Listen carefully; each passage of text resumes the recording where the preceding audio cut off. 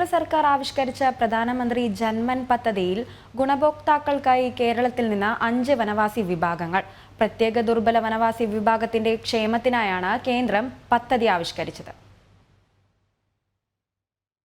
പ്രധാനമന്ത്രി ജൻജതി ആദിവാസി ന്യായ മഹാ അഭിയാൻ പദ്ധതിയിലേക്കാണ് സംസ്ഥാനത്ത് നിന്ന് 5 വനവാസി വിഭാഗങ്ങളെ തെരഞ്ഞെടുത്തിരിക്കുന്നത്.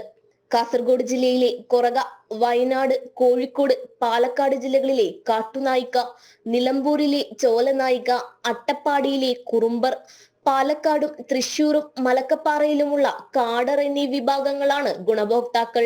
സമൂഹത്തിന്റെ ഏറ്റവും അടിത്തട്ടിൽ കിടക്കുന്ന വികസനമെത്താത്ത നാളിതുവരെയുള്ള സർക്കാരുകൾ അവഗണിച്ചിട്ടുള്ള ദുർബല വിഭാഗങ്ങൾക്ക് എത്രമാത്രം പ്രാധാന്യം നരേന്ദ്രമോദി സർക്കാർ നൽകുന്നുണ്ട് എന്നുള്ളതിൻ്റെ ഏറ്റവും വലിയ തെളിവായി ഇതിനെ നമുക്ക് കണക്കാക്കാൻ വേണ്ടി സാധിക്കും.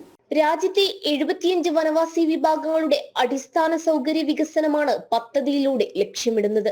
3 വർഷത്തേക്ക് 24,104 കോടി രൂപയാണ് ഇതിനായി വകയിരുത്തിയിരിക്കുന്നത്. 15,336 കോടി രൂപ കേന്ദ്ര വിഹിതവും 8,768 കോടി രൂപ സംസ്ഥാന വിഹിതവുമാണ്.